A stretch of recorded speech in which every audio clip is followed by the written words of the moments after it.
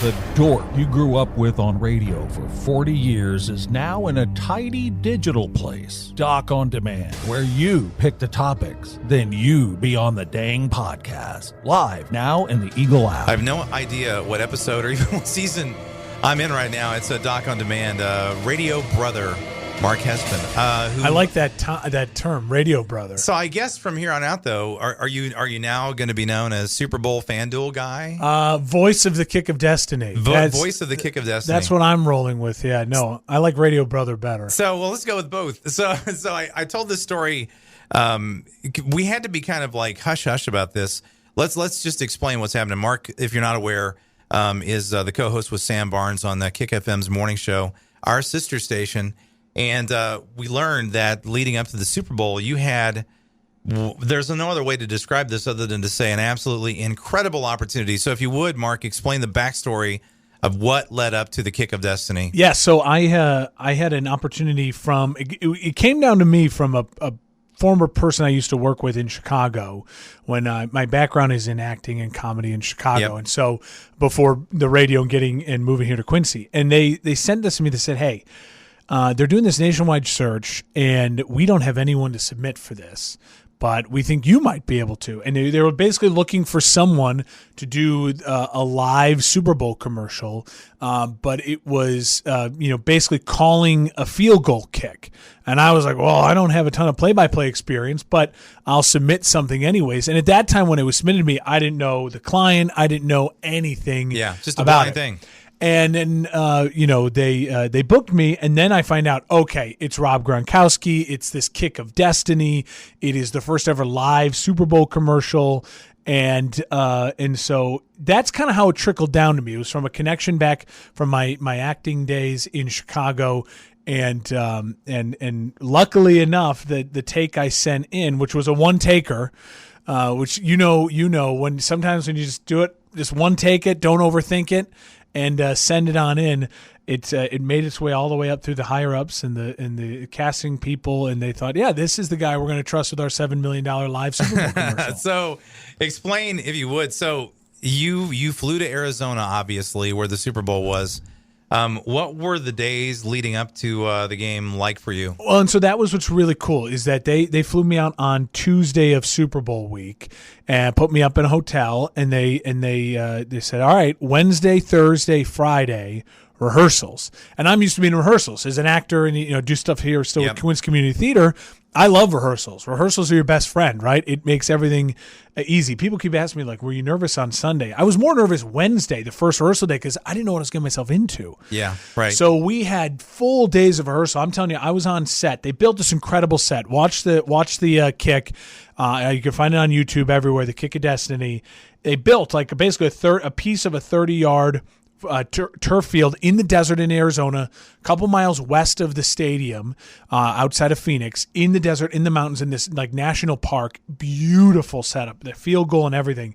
So I was there Wednesday, Thursday, Friday, basically for like 10-hour days, 11-hour days. Sure. And we rehearsed it a bunch. I got to make edits to the script that got approved and things. We got to rework it. So by the time Sunday came around and actually doing the kick, I felt good because at that point I basically had the script memorized, but you're still reading off the script. It was just, is he going to make it? Is he going to miss it? And then you got to go in those different directions. So long days on set. But I'll tell you what, being on set for a Super Bowl commercial where they're spending a lot of money, it's a great feeling. There's they take care of your food, all the snacks you could ever want. It was people feeding you grapes. Yeah, it was kind of what my vision of this is. Right? It was a how the other half lives type of moment. I got a glimpse of how the other half lives. So I'm guessing because I saw in the live commercial. I had my entire household shushed, which was an accomplishment, by the way, when you've got 4 kids running around the house. So I didn't realize Adam Vinatieri was there. So that was a cool part of it as well. I had no idea Vinatieri was going to be there as well either. They had commercials teasing this commercial, so montage commercials of Vinatieri helping Gronk learn how to kick. I learned on Thursday that Vinatieri would be there. Thursday was a really unique day because Wednesday was first day rehearsals. Let's try this. Let's see how this goes. There was a great person I got to meet. His name was Justin, who was a former NFL kicker for a while, who now does stunt sports coordinator stuff for movies. So he was Gronk stand-in. I practiced with him doing misses, makes for hours and hours and hours on Wednesday, Thursday, Friday. Gronk, we only had him for a small time window on Thursday. And so we learned then that, hey, Vinatieri would be here, his whole family, his entourage is going to be in the commercial. And so that made it really unique. And Vinatieri was a really, really nice guy, really great. And he kept giving Gronk pointers, and the wind was incredible. You may not be able to tell in the video. If you watch it, look for the flags at the top of the field goal post. It was 40 mile an hour, 30 mile an hour gust winds from the west. And that's what really took the kick and why he ended up missing it. But in the practice leading up to it on Sunday, Vinatieri was there telling him, like, just angle this way or do this. And watching the greatest kicker of all time help out Rob, it was certainly, that in itself was like a pinch me moment, getting to meet Adam Vinatieri, let alone me getting to introduce him and say his name live on TV. So I guess you had probably, I'm going to guess, quite a bit of conversation time with Gronk, right? I did get to talk to him a little bit. I mean, he was a very busy guy. I'll tell you this, I was very excited to meet him on Thursday. And he was, you could just tell how busy he was. The reason we had an off day on Saturday is because Gronk hosts his big beach party. So every year, the Super Bowl, Gronk hosts this just incredible event. So he couldn't do anything on Saturday. Saturday was completely blocked out. So we had an off day on Saturday. Okay. And so you could tell on Thursday he was, moving really quickly, and I got to meet him a little bit. But then on Sunday, on the day of the kick, he was there early. He finished his pregame coverage on Fox. He got a police escort to the kick location, a couple miles west of the stadium. He was there, ready to go early in his costume, in his makeup, all that stuff. And then I actually did get to spend a little more time with him, chat with him. He kept telling me, like, I'm trying to make it for you, because the script is much easier if he made it versus he missed it. There was less to say if you makes it, right? Yeah. And so in a 30-second time window, and he wanted to make it too, for the event. It was, he kept promising on all the and teases. the FanDuel people were supposed to get more in their accounts, right? If he actually made the kick, was that what the deal? I think it was equal. At the end, they ended up giving you the money no matter what. Okay, you and I were talking about the win. How long was the field goal that Gronk was trying? So it was a 25-yarder, and the wind. I mean, in 25 yards, the wind, especially the way it was whipping, it really was a huge factor. And I'll say that's kind of the controversy online, is people saying it looked good, but we called it no good. Well, early on in the rehearsal process, and this was them taking care of me for sure, the director's looking out for me, saying, we don't want it to just be Mark's call. You know what I mean? Because that would be... It's all on you. There's too much on the line. Yeah. And to be honest, the camera angles I have, it's hard. It's always hard to tell. I mean, any broadcast booth, it's not like Kevin Burkhardt and Greg Olson during the game have to determine if the kick is good or not. The refs do. So there were two refs, and so they were in charge of making sure it was good or no good. It just so happened this was, like, of course, it was the closest possible looking thing. So we knew once the wind started picking up, we had to get more eyes than just those two refs.